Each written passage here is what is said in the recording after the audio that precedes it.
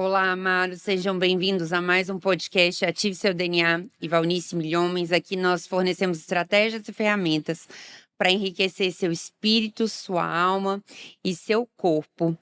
E o episódio de hoje é Aprenda a Falar. Então, aprenda a falar, né? As palavras realmente têm um poder de bênção e de maldição. A língua realmente pode construir vida ou construir morte.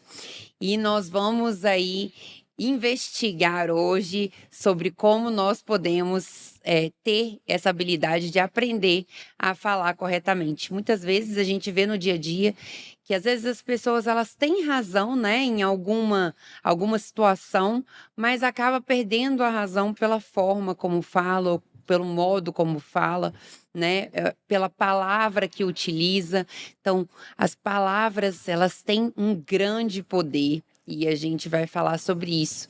Então, por que que é necessário, por que que é preciso a gente ter o cuidado com as palavras que nós falamos? Hoje a gente vê muita gente, às vezes, falando palavras, por exemplo, tô lá no trânsito, a gente vê no trânsito, né? De vez em quando a gente ouve no trânsito alguém falando um palavrão no trânsito, porque fechou você, porque trancou, porque aconteceu alguma coisa.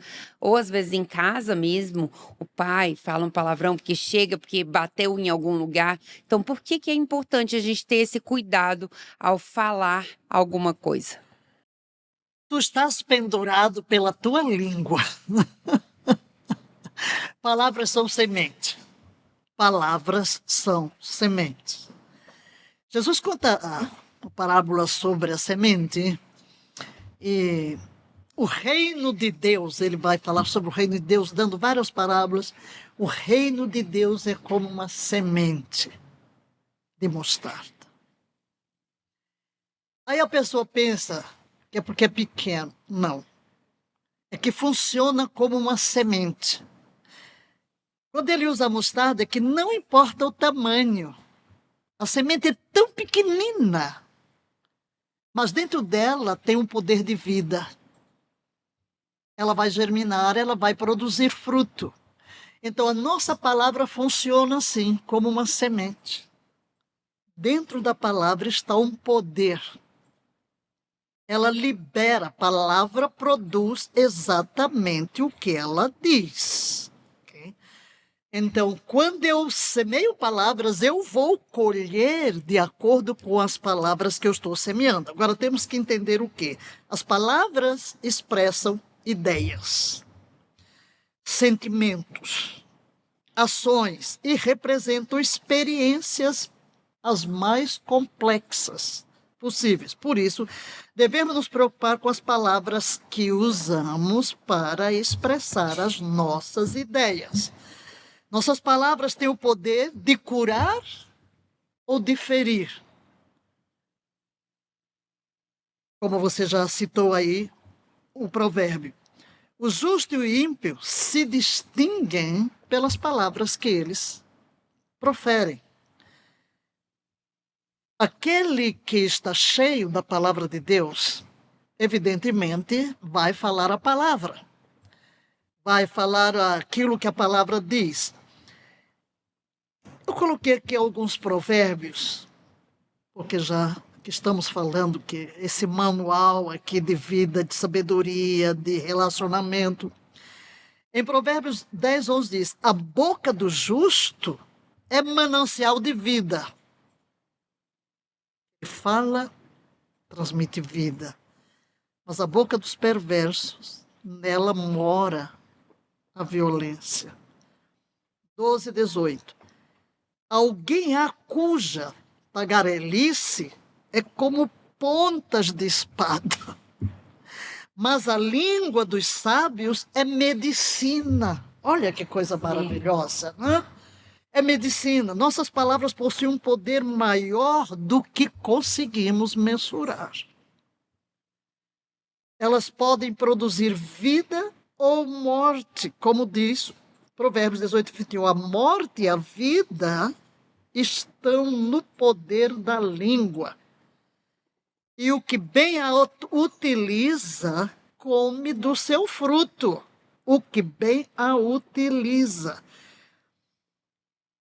Provérbios 17, 27.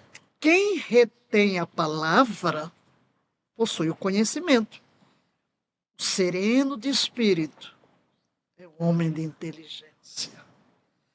Então, as Escrituras revelam que falar de modo sereno traz cura. Enquanto a língua perversa mata.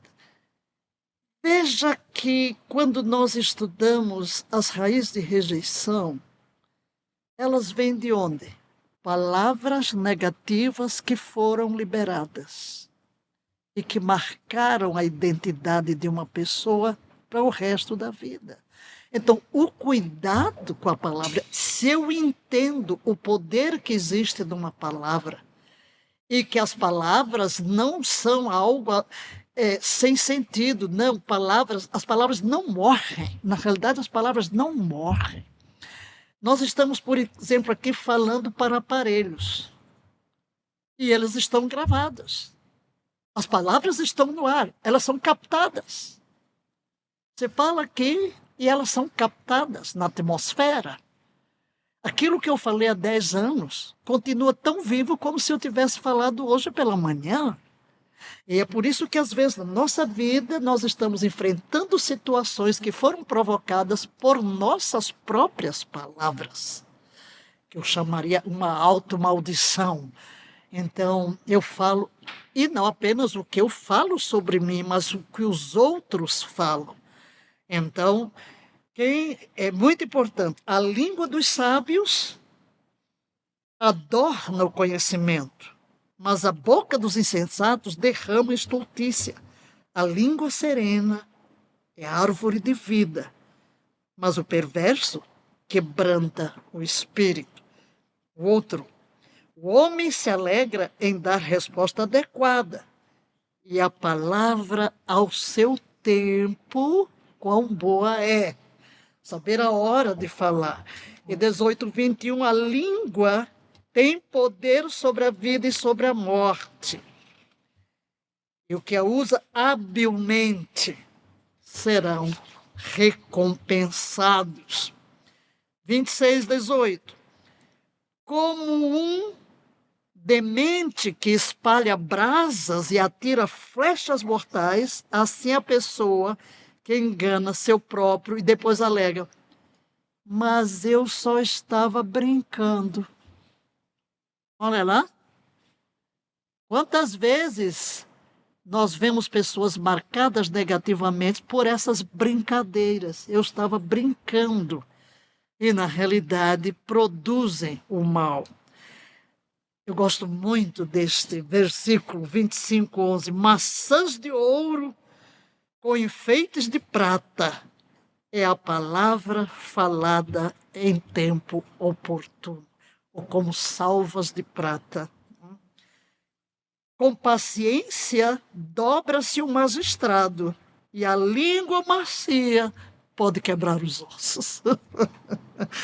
Então, querido, com a sua escolha, a escolha das palavras influencia de modo positivo ou de modo negativo. Então, temos que ser muito cuidadosos. Não falar o que vem na cabeça, pensar antes de falar. Muitas vezes o silêncio é de ouro, mas se as palavras produzem e eu tenho cuidado com o que eu falo, e eu me encho das palavras de Deus, certamente a minha boca será medicina, será manancial de vida para as pessoas. Aquilo que eu falo vai edificar. Na realidade, no Novo Testamento, que eu estou citando muito aqui Provérbios, mas Paulo também vai nos aconselhar, não saia da vossa boca nenhuma palavra torpe, mas só a que é proveitosa para edificação, a qual dá graça aos que a ouvem. Maravilha. Você falou sobre a rejeição. E é uma coisa que a gente vê muito. E aí tem muitos pais, né, que às vezes o filho tira uma nota baixa na escola ou não tá conseguindo fazer um dever de matemática, alguma coisa, e ele já fala: "Burro, mas você é burro", né. E isso marca, na verdade, a identidade daquela criança, né. Eu conheço um adulto muito bem-sucedido hoje muitíssimo bem-sucedido, né, na sua profissão, que ele mesmo fala para mim: "Ah, mas eu sou burro", mas isso vem da onde? Da infância, né, aquilo marcou, criou uma rejeição na infância, né, e ele conseguiu, na verdade, na vida, conseguiu reverter essa situação, mas gerou uma marca tão profunda que até hoje, né, mesmo desenvolvendo um grande negócio, acredita que é uma pessoa burra, e na verdade não é. Mas então os pais têm esse poder, né, muito grande, porque é uma pessoa que as crianças admiram, que as crianças gostam. Muitos pais, às vezes, estão muito ocupados, né, e às vezes a criança não está conseguindo fazer o exercício ou o dever ou tira uma nota baixa, já fala logo: "Mas você é burro", né, o jeito diferente, você não está conseguindo, mas você é inteligente. Você é inteligente, mas você não está conseguindo fazer isso. Então, ter esse cuidado realmente, porque com a palavra a gente pode marcar, a identidade de uma pessoa. E muitas vezes, né, numa briga ou numa discussão, nós acolorados falamos um adjetivo, e você fala muito sobre isso, adjetivar as pessoas, né. Adjetivamos, colocamos um adjetivo na pessoa e às vezes ela toma aquilo como se fosse da identidade dela, e aquilo vira uma marca na alma dela e ela não consegue lidar com isso durante muitos anos, né. É a autoimagem. Ela vai ter que trabalhar a sua autoimagem, ver-se em Cristo, porque fica marcado. Você falando deste homem sucedido, eu lembrei de um pastor brilhante. Aí, quando ficava o pessoal, elogiava o sermão, ele dizia lá dentro dele: que nada, eu sou um burro. Quer dizer, ele nunca estava satisfeito e sempre se menosprezava, ainda que ele fosse brilhante. De onde veio? Palavras que marcam. Palavras de professores, palavras de pais. Aquelas pessoas mais próximas, elas vão marcar. E realmente temos que ter cuidado. Eu sempre digo, não verbalize, não coloque um adjetivo negativo. É fácil você adjetivar as pessoas. Como líderes, por exemplo, às vezes eu lido com alguém. Ah, mas eu estou lidando, fulano é um rebelde. Eu digo, não diga isso. Não adjetive. Porque quando eu digo fulano eu estou definindo a identidade. Ah, então, como você falava, sim, há uma atitude de rebelião, há uma atitude de rebeldia, há um espírito operando aí. Você pode lidar com a situação sem adjetivar a pessoa. Você é um mentiroso, você é um rebelde, você é um ignorante, você sei lá o quê. Então, eu tenho muito cuidado. Nunca dar uma palavra negativa. Às vezes eu ouço o pregador e chega,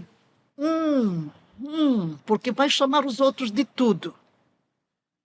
Até aí na política, adjetiva negativamente. Há espíritos, sim, que operam, mas eu não posso ser a boca do diabo para dar identidades negativas às pessoas. Pelo contrário, eu sei que há um espírito, sim, há um espírito operando aqui, e vou orar para que a pessoa possa mudar. Então, muito importante, muito importante. Eu me lembro, contando aí para vocês, essa foi a minha primeira lição de discipulado, não sei se você se lembra, há muitos anos. Esse foi o meu primeiro discipulado. Eu lembro da primeira palavra que você falou, foi isso: palavras são sementes, né. E aí explicando por que que eram sementes. Eu até então não tinha muita noção, né, conhecimento sobre o poder, né, das palavras. E às vezes utilizava palavras que não eram, boas ou que não edificavam, né. Devido à nossa cultura, muitas vezes a gente usa a palavra não presta atenção nas palavras. E hoje eu presto bastante atenção, mas muitas vezes a gente vê que às vezes uma palavra, né, orar e vigiar, porque às vezes alguma palavra escapa. Então, ao longo desses anos todos, né, eu acho que já tem mais de 5 anos isso, né, foi meu primeiro discipulado, eu lembro muito bem que você sentou no meu consultório, foi a primeira coisa que eu aprendi, foi, esse cuidado nas palavras. Mas você vê que mesmo a gente com esse cuidado, mesmo com o IBP-Fé, mesmo fazendo tudo, a gente às vezes desliza, né. Essa semana eu cheguei em São Paulo e tinha muita coisa para fazer, eu tinha pouquíssimos dias. E muita coisa, coisa da clínica, coisa do BP, muita. E aí eu falei assim para minha enfermeira, falei: "Essa semana, nem que eu tivesse 48 horas, eu vou dar conta de fazer tudo, eu não vou conseguir". E aí, ao longo da semana, ela foi falando para mim, não dava certo uma coisa, né, porque eu tinha que resolver coisa de mudança, tinha que resolver coisa do BPF, tinha que resolver muitas coisas. E aí uma coisa não fui conseguindo uma, não fui conseguindo outra, aí ela já me chamou a atenção já no segundo dia, porque eu falo muito com ela sobre esse poder das palavras, né, não falar sobre as palavras. E ela falou: "Mas doutora, a senhora mesmo Disse falou que que não não ia dar consegue. tempo". Aí eu falei: "Olha". Tu tens o que tu dizes. Falei: "Olha aí eu derrapando, mas que bom, né, que a gente faz o ensino com elas para elas discipularem a gente depois, né". Falei: "Olha, você tem razão, realmente eu escorreguei essa Eu semana". vou conseguir, eu É. vou conseguir. A gente vai dizer, né? Inclusive no carro, quando a gente vê o que é que eu disse. Diante de todos os desafios, tua graça nunca me faltou. Não é hoje que ela vai Não faltar. tá. Porque tu diz o que tu diz. A gente aprende que tem que ter cuidado verdadeiramente com a palavra, né? Tem que investir aí no cuidado com a palavra, né? A Bíblia nos dá toneladas de orientação quando se trata de cuidar daquilo que flui da nossa boca. Quando foi que você descobriu o poder das palavras? E se você tem alguma experiência marcante em relação a isso? Quando eu estava no processo de busca de conhecer a Deus de uma forma diferente, porque eu fui chamada para o ministério com a morte da missionária Tia Caíta, que morreu no dia do aniversário, aos 33 anos. E eu ouvi a voz de Deus, porque ele disse: um obreiro tombou no meio da batalha, quem o substituirá? Eu disse: eu. Eu tinha 16 anos. E eu pus na cabeça que eu vou morrer com 33 anos. E disse isso muitas vezes. Fui para a África. E quando eu completei 33 anos, realmente todos os sintomas que ceifaram a vida dela vieram sobre mim. E eu senti que ia morrer. E disse para uma aluna: se eu viver até a tarde, veja se providencia aí uma procuração. E eu disse para mim mesmo bem que eu dizia que a minha vida seria curta. E fui levada para o hospital, mas era um período em que político muito conturbado, havia Moçambique havia fechado as fronteiras com a antiga Rodésia, mas através do Ministério de Portas Abertas, um dos meus alunos conseguiu um visto para ir para a África do Sul. Eu fui na cadeira de rodas para o aeroporto, a enfermeira me acompanhou para ir até, eu estava na beira para ir a Maputo. E eu acho que os meus alunos oraram intensamente, e claro, mandou para o Brasil, o povo começou a orar. E eu estava no voo, e a aeromoça trouxe um balão de oxigênio e disse: veja o que consegue, porque temos pouco. Mas eu inclinei a cabeça para trás, comecei a respirar normalmente. Aí eu disse à enfermeira: sinto-me bem. Ela disse: não fale, para poupar o oxigênio. Cheguei no aeroporto, já estava lá a ambulância, hospital, fez todos os exames, não encontrou nada. Fui para a África do Sul. E ao voltar, no dia que eu completei 34 anos, eu fiz uma sondagem da minha vida. E achei que eu não tinha aquele mesmo nível de fé dos meus primeiros dias, que eu estava muito intelectualizada. Eu era um ratinho de biblioteca. Eu ensinava todas as cadeiras no Instituto Bíblico. E eu lavrei uma ata e disse: aposento a minha biblioteca. Quero te conhecer como não te conheço agora. E fiz um círculo à minha volta. E disse: revoluciona a minha vida e o meu ministério. Eu enceto o caminho de volta. Da simplicidade da fé, quero te conhecer como não te conheço agora. Então, nesse processo, lendo muito, muito, muito a Bíblia, 82. E cada leitura do Novo Testamento eu buscava algo. E depois, numa oração, eu precisava de um lugar para o templo. A gente não encontrava. E aí, um dia eu estava orando. Senhor, aí subiu dentro de mim: Deus não é o problema. Aí eu abri a boca e disse: Satanás, tira a mão do terreno. Naquela semana apareceu o terreno. Eu disse: uau. Tuas palavras. Comecei a perceber que o que você fala acontece. Aí fui lembrar-me, porque eu tinha feito oração pedindo a Deus uma nova oportunidade de viver. E quando eu fui depois curada, eu disse: uau, eu dizia que ia morrer aos 33.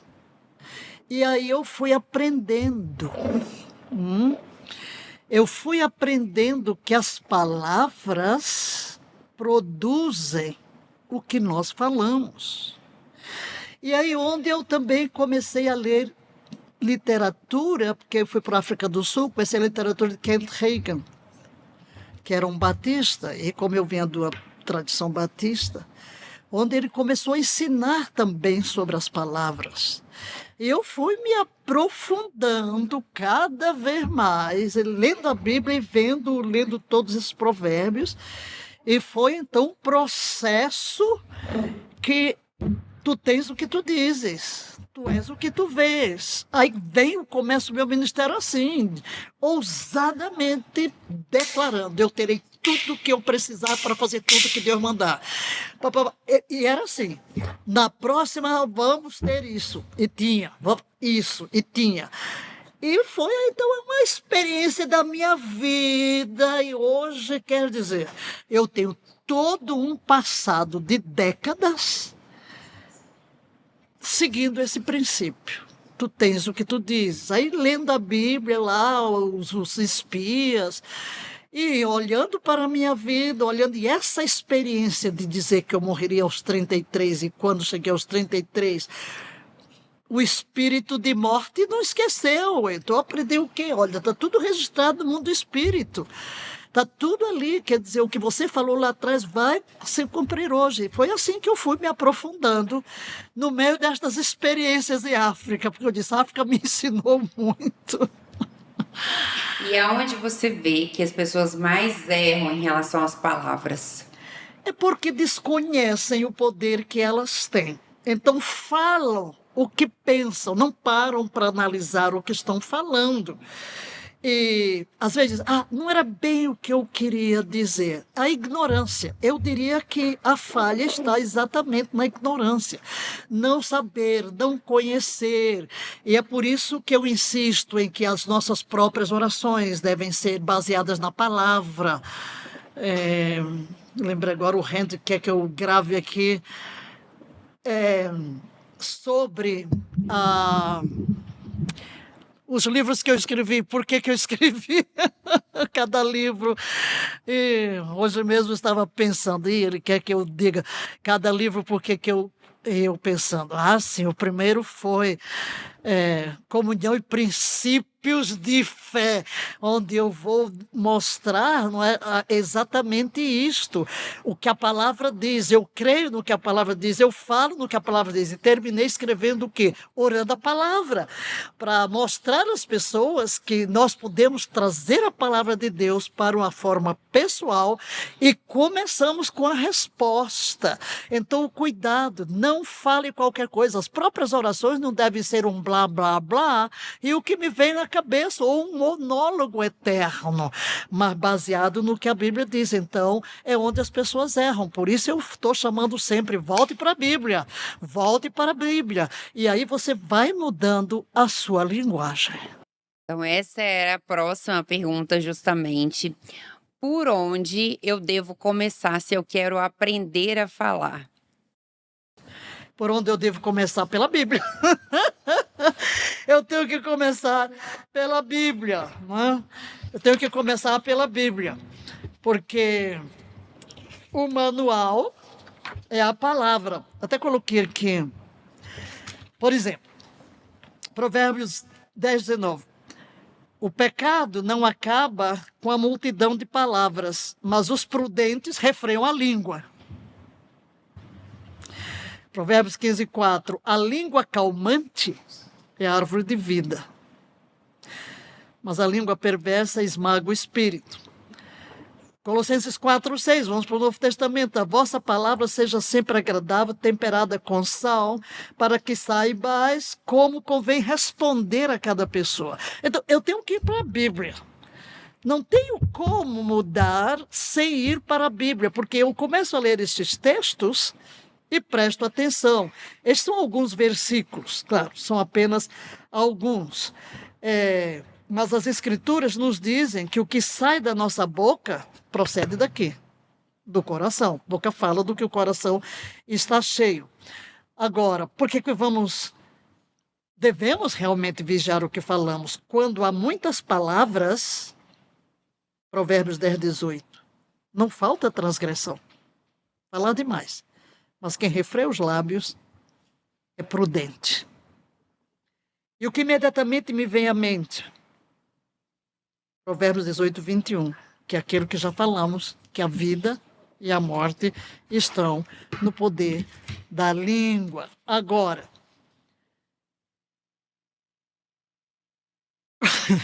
cada palavra que falamos é importante. Cada palavra. Então você precisa tomar cuidado. E lá volto eu a Provérbios, né? Se você for ler Provérbios devagarinho, você vai aprender a mudar a sua linguagem. Eu gosto muito. Sempre que a gente tem uma reunião lá na clínica, eu falo para elas lerem o Provérbios do dia, né? Então, por exemplo, né, o dia que é hoje para ler o Provérbios, né? Então, é uma forma de você ir terminando o Provérbios. Mas se você puder ouvir o áudio, né, ou ler mesmo, ou as duas coisas, é maravilhoso. Então, hoje, nesse episódio, nós aprendemos o poder realmente das palavras. Eu vou finalizar aqui com um versículo que guarda a sua boca, conserva a sua alma, mas o que abre muito seus lábios se arruína. A alma do preguiçoso deseja e coisa nenhuma alcança, mas a alma dos diligentes prosperará. O justo odeia a palavra de mentira, mas o ímpio se faz abominável e se desonra. Então é tudo realmente sobre provérbios, né? A importância e o poder que as palavras têm na nossa vida. Claro, E você tinha posto aqui uma pergunta sobre o silêncio. Vale a pena ficar? Você falou aí. Mesmo um tolo que fica calado é considerado sábio. Quando ele fecha os lábios, ele é considerado inteligente. Quem reflete antes de falar evita muitos dissabores e sofrimento. Se você não quer se meter em dificuldades, tome cuidado com o que diz. Do fruto da boca o homem comerá o bem, mas o desejo dos pérfidos é a violência. O que guarda a boca conserva sua alma, mas o que muito abre os lábios, a si mesmo se arruína. Maravilha! Então, não esquece de curtir o nosso canal, de também compartilhar esse episódio com outras pessoas sobre o poder das palavras, sobre como aprender realmente a falar. E também nos seguir no Instagram, @valnicemilhomens, @doutora Joana Costa. E nós aguardamos você no próximo episódio.